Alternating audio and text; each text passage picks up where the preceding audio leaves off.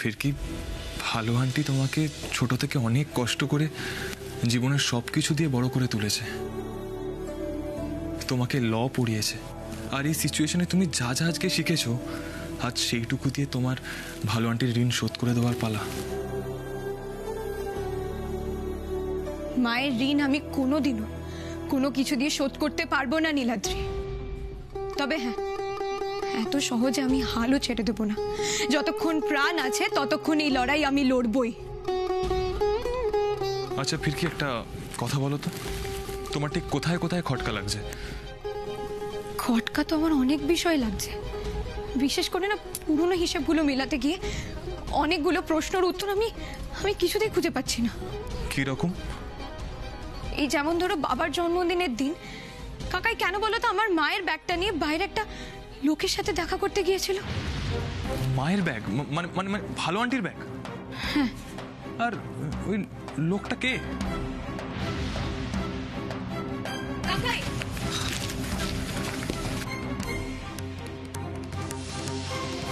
আচ্ছা নীলাজি, তোমার মনে আছে সেদিন মা বলছিল কাকাই নিজে থেকে বাইকে করে মাকে ছাড়তে গিয়েছিল? হ্যাঁ হ্যাঁ হ্যাঁ হ্যাঁ, আমার মনে আছে, আমার মনে আছে। আমি না এই ব্যাপারটা ভেবে খুব অবাক হয়েছিলাম। আর তাছাড়া তোমার বাড়িতে যেদিনকে পুজো হয়েছিল সেদিনকে কাকাই হঠাৎ করে এলো, আবার কাউকে কিছু না বলে হঠাৎ করে চলেও গেল। আমি না ব্যাপারটা তোমাকে বলিনি, কিন্তু আমি এই ব্যাপারটা নিয়ে ভেবেছি, আর আমি এই ব্যাপারটা নিয়ে খুব পাজল ছিলাম, জানো তো ফিরকি।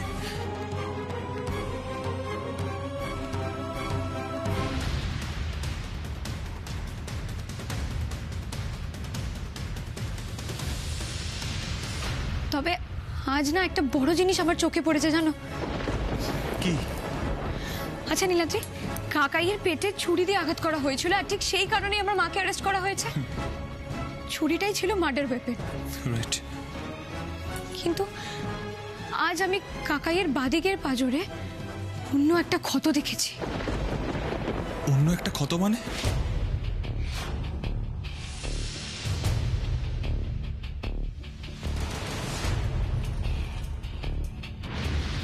তুমি কি বলছো ফিরকি? ওটা ওটা কিসের ক্ষত? জানি না, আর সেই জন্যই আমাদের পোস্টমর্টম রিপোর্টটা দেখা খুব দরকার। নীলাদ্রি, বলছি যে একজন খুব ভালো লয়ারকে হায়ার করতে হবে, না হলে যে সমস্ত কাজে আমরা পিছিয়ে পড়ব। তুমি ঠিক বলছো ফিরকি, আমি যত তাড়াতাড়ি সম্ভব একটা ভালো লয়ারের ব্যবস্থা করছি। ফিরকি,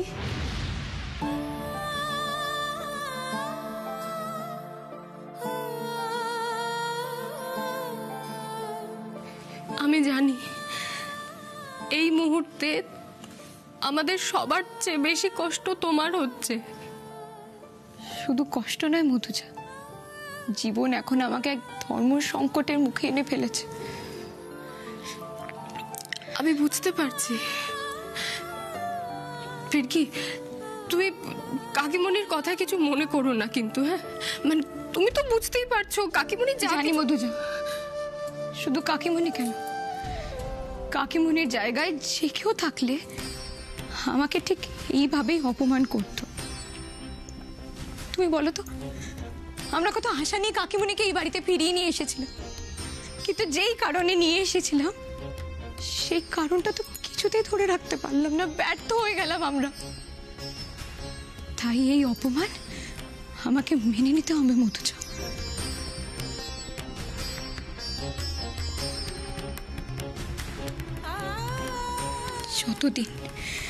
যতদিন আমি আমার নিজের মা আর কাকিমণির চোখের জলের দাম দিতে পারছি, ততদিন অবধি আমি নিজেকে কিছুতেই ক্ষমা করতে পারবো না।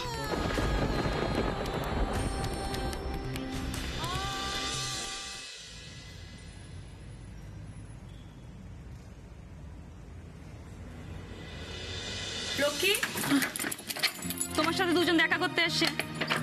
ফিরকি, ফিরকি, আমি জানতাম আমার ফিরকি। লক্ষ্মী রে, কি হয়ে গেল? কি হয়ে গেল? ভগবান আমাদের কপালে আর কত যন্ত্রণা লিখবে বলতো?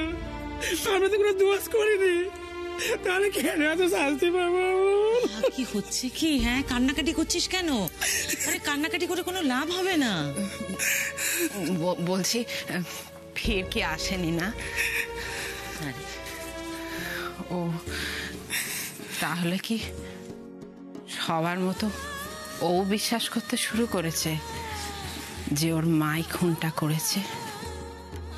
কি উল্টো পাল্টা ভাবছিস? হ্যাঁ, ওর বাড়ির যা অবস্থা, এখন ওর পক্ষে বাড়ির থেকে বেরোনো খুব কঠিন। ওর ওপর সবাই দোষারোপ করছে না, খারাপ ব্যবহার করছে। মেয়েটার কপালটাই খারাপ, ভালো করে সংসারটা অবধি শুরু করতে পারলো না, আর তার আগে আমি ওর জীবনে কেমন গোল লাগিয়ে দিলাম। ও যদি ওর আসল বাবা মায়ের কাছে থাকতো, এসব কিচ্ছু হতো না। সবাই ঠিকই বলেছিল আমার জীবনের কালো ছায়া ওর জীবনটাকে নষ্ট করে দেবে দিদি। এসব কি উল্টো পাল্টা ভাবছিস লক্ষ্মী? আচ্ছা, এত বড় একটা অঘটন ঘটেছে, প্রাইম সাসপেক্ট তুই, ফির কি তোর মেয়ে, ওর উপর একটা চাপ থাকবে না? ঠিক। আরে পার্বতী, রানী কেমন আছে? হ্যাঁ, আর ওকে কারা মেরেছে কিছু জানতে পারলি? কি করে জানবো বল, ও তো জ্ঞান এখনো আসেনি। ডাক্তার বলেছে 48 ঘন্টা নাহলে কিছুই বলতে পারবে না। আচ্ছা পার্বতী, খালি কান্নাকাটি করছিস কেন বলতো? আমাদের সামনে আপসেট হওয়ার জন্য 1001টা কারণ রয়েছে, কিন্তু আমাদের শক্ত থাকতে হবে। আমার যতদূর মনে হয় কালকে লক্ষ্মীকে কোর্টে প্রডিউস করবে। আমাদের সবচেয়ে আগে যে কাজটা করতে হবে সেটা হচ্ছে লক্ষ্মীর নিজের হয়ে কমপ্লেনটা করা, বুঝেছিস?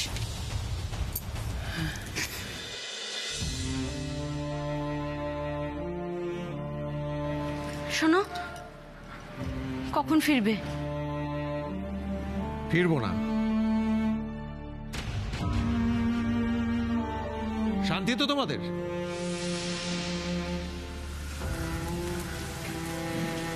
বোন,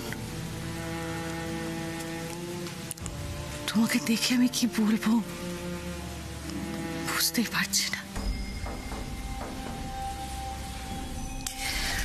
তোমাকে দেখে আমার চোখের জল থামছেই না গো।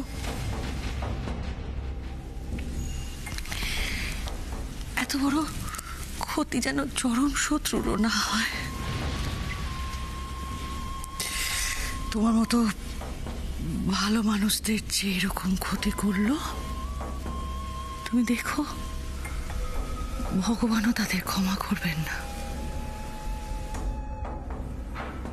ভগবান কি করবে না করবে আমি জানি না রমাদি, কিন্তু আমি ওদের ক্ষমা করব না।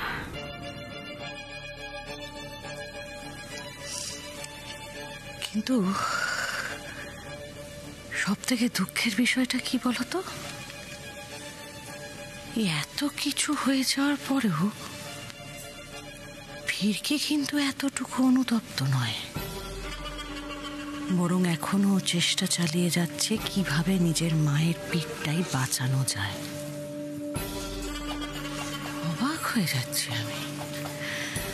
হ্যাঁ, মানছি যে ওর মা, কিন্তু সেই মাই তো তোরই নিজের খুশ শ্বশুরকে খুন করে মেরেছে। সেই কথাটা তুই একবার ভাববি না? তাও যদি বুঝতাম নিজের মা। করুক, হাজার চেষ্টা করুক, কিন্তু পারবে না রমাদি, পারবে না। ওর মাকে শাস্তি পেতেই হবে।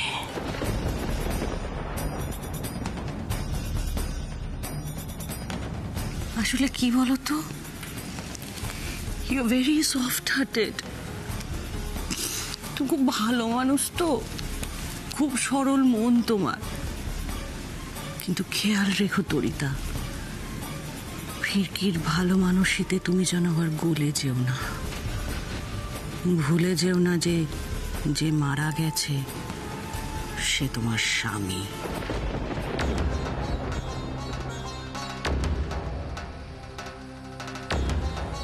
এই কথা কেন বলছো রমাদি? কারণ আমি শিওর ফিরকি আলাদা করে তোমার সাথে কথা বলতে আসবে, যাতে তোমাকে নিজের দলে রাখতে পারে, আর তাহলে ওর মাকে বাঁচাতে পারবে। বুঝেছ? আসুক, তারপর আমিও দেখছি।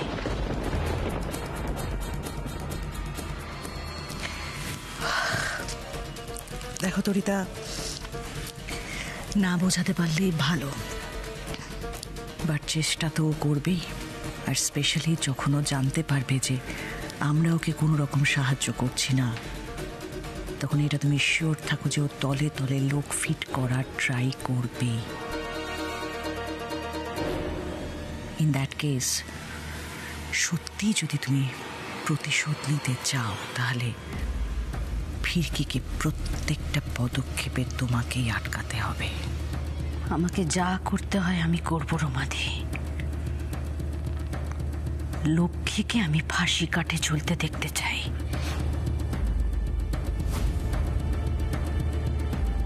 এটাই তো চাই। লাভলি। তাহলে সবার আগে যেটা তোমাকে করতে হবে তরিতা, সেটা হলো যে আজকে বাড়িতে পুলিশ আসবে, ইনভেস্টিগেশন হবে। তরিতা সেদিন লক্ষ্মী রুদ্রকে যা যা বলেছিল, যেভাবে থ্রেট দিয়েছিল, সেই সমস্ত কথা তোমাকে পুলিশের সামনে বলতে হবে।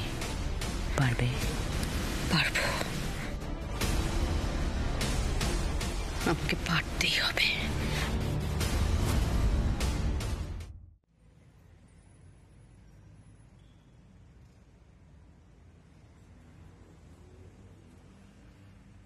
দেখুন ম্যাডাম, আমি জানি আপনার এই অবস্থায় আপনাকে প্রশ্ন করে বিরক্ত করাটা অনৈতিক, কিন্তু আমাদের তো হাত পা বাঁধা।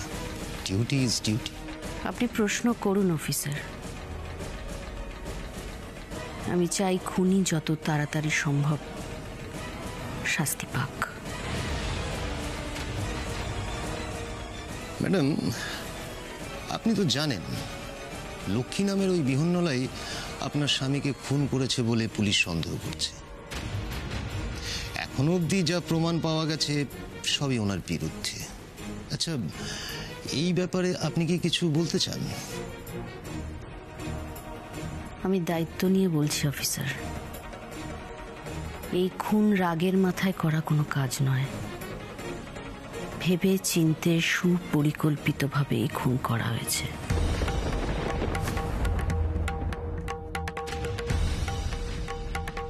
আচ্ছা, আপনি এতটা শিওর হলেন কিভাবে? কারণ আছে অফিসার। কিছুদিন আগেই আমার স্বামী রুদ্র লক্ষ্মীদের দলের লোকেদের কিছু একটা বলেছিল মাথা গরম করে, আর তারপরেই লক্ষ্মী আমার স্বামীকে খুন করার হুমকি দেয়।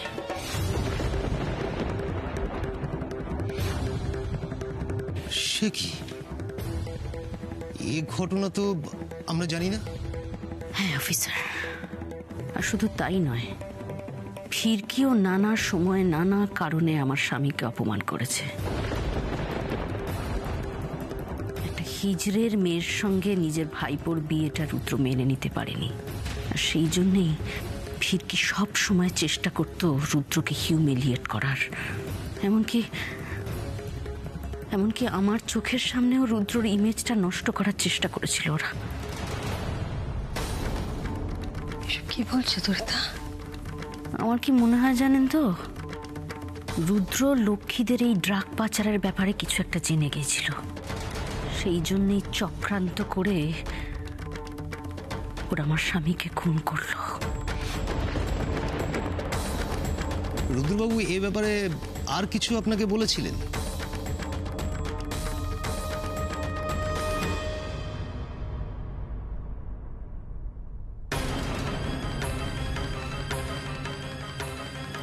হ্যাঁ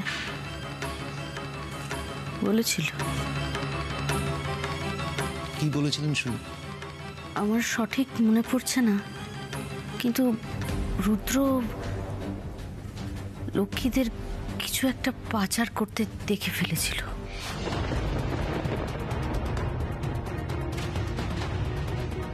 এমনিতেও একজন ড্রাগ পাচারকারীর সঙ্গে ওদের সুসম্পর্ক ছিল, সেটা তো আপনারা সবাই জানেন।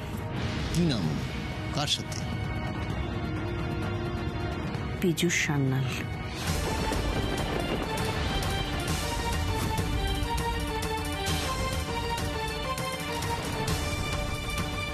কেন মিথ্যে বলছো ছোট বৌদি? ও তো নির্দোষ ছিল। জানি না কোন ষড়যন্ত্রের সাজা ও এখনো ভোগ করছে। মানুষটার অর্ধেক জীবন তো জেলেই চলে গেল। ইনিকে আমি এই বাড়ির ছোট মেয়ে, বিদিশা সিনহা রায়। কিছু মনে করবেন না, ওর মাথা ঠিক নেই, উল্টো পাল্টা কথা বলে। না ঠাম্মি, তুমি এসব কি বলছো? ছোট পিমনি এখন সম্পূর্ণভাবে সুস্থ। ও আমার মেয়ে, তুমি কি ওকে আমার থেকে বেশি জানো? আচ্ছা, আপনারা নিজেদের মধ্যে ঝামেলাটা না হয় একটু পরে করবেন। আপাতত আমি রুদ্রবাবু স্ত্রীর বয়ান নিতে এসেছি, ওনাকেই কথাটা বলতে দিন। হ্যাঁ ম্যাডাম, বলুন। আমি শুনেছি ফিরকিদের ছোটবেলা থেকেই পীযূষের সঙ্গে খুব দরম মরম ছিল। আর এই পীযূষ ফিরকির মাকে দিদি বলে ডাকতো, যে কিনা মাদক দ্রব্য পাচারের জন্য এখনো যাবজ্জীবন শাস্তি ভোগ করছে। এবার নিশ্চয়ই বুঝতে পারছেন অফিসার, ভাইয়ের ছেড়ে যাওয়া ব্যবসাটা পাতানো দিদি আর তার সাগরেতনা মিলে চালাচ্ছে। বাহ তরিতা, তুমি তো ফাটিয়ে দিচ্ছ। এতটাও এক্সপেক্ট করিনি। সাকরেত মানে আপনি কি লক্ষ্মী ছাড়া অন্য কাউকেও সন্দেহ করছেন? দেখুন, এই এত বড় একটা কাজ লক্ষ্মীর একার পক্ষে তো করা সম্ভব নয়। ব্যবসা বলুন আর এই খুন বলুন, সব কিছুতেই ফিরকি জড়িত আছে।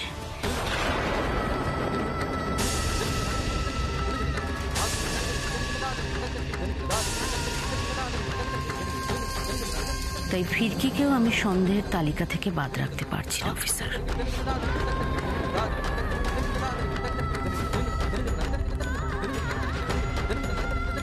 মিথ্যে বলছিস?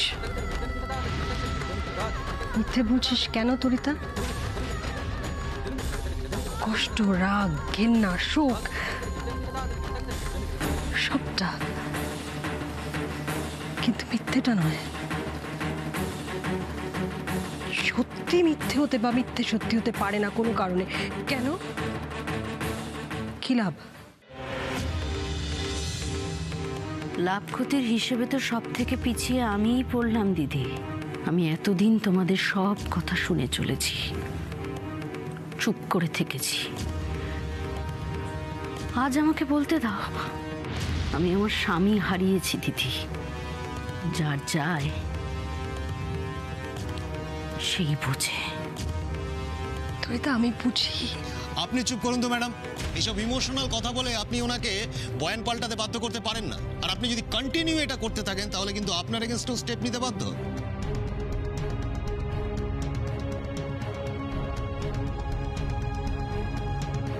আমার যা জানার জানা হয়ে গেছে, আবার প্রয়োজন হলে যোগাযোগ করব।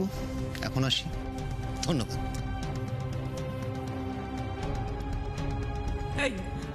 তুই এখানে দাঁড়িয়ে ভেবা করে কাঁদছিস কেন? খুব ডানা গজিয়েছিল না তোর? খুব উড়ে বেড়াচ্ছিলি, বুঝতে পেরেছিস? কার সাথে প্রেম করেছিলি বুঝতে পেরেছিস? যাও, পড়ে যা, নিজের ঘরে যা, যা।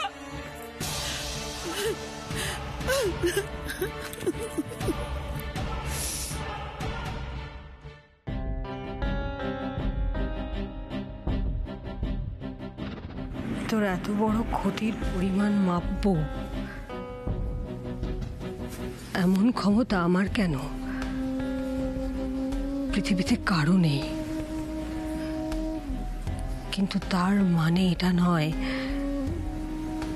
যে তোর ভুলগুলো জাস্টিফাইড হয়ে যায়। যেটা করলি সেটা ভুল।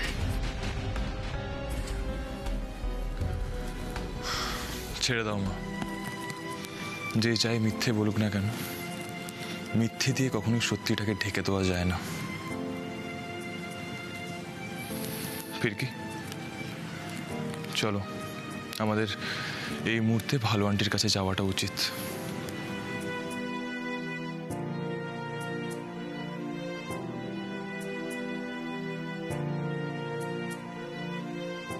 দাঁড়াও নীলাদ্রি,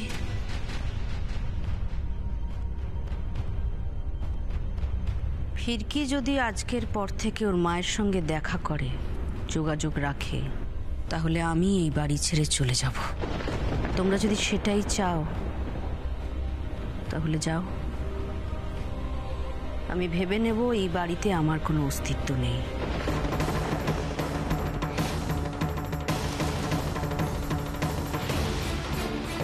কাকিমণি, তুমি এরম কেন করছো? ফিরকি নিজের মায়ের সঙ্গে দেখা করতে যেতে পারবে না? না পারবে না কেন দাদু ভাই? এখনো বুঝতে পারছো না আমরা বারবার ভুল করছি, আর সেই ভুলের মাসুল আমাদের দিতে হচ্ছে। তোমরা সবাই ভুলে গেছো? হ্যাঁ, সবাই ভুলে গেছো? বড় খোকা সেই প্রথম দিনেই বলেছিল যে ফিরকি যদি ওই হিজড়াগুলোর সঙ্গে সম্পর্ক রাখে তাহলে যেন এই বাড়িতেও আর না আসে। ওই মেয়েটা চলে বলে বড় খোকার মাথাটাকে খেয়েছে, খেয়ে সেই ওর মায়ের কাছে যাতায়াত করেছে, সব কিছু করেছে। বড় খোকা সব ভুলে গিয়ে ওই হিজড়েগুলোকে এই বাড়িতে অতিথির আসন দিয়েছে। আমি সবাইকে একটা কথা বলে রাখছি, সকলকে আমি একটা কথা বলে রাখছি, আমার ছোট খোকাকে যারা খুন করেছে তাদের সঙ্গে যদি কেউ কোনো সম্পর্ক রাখে আমি কিন্তু ছেড়ে দেবো না, আমি কিছুতেই ছেড়ে দেবো না।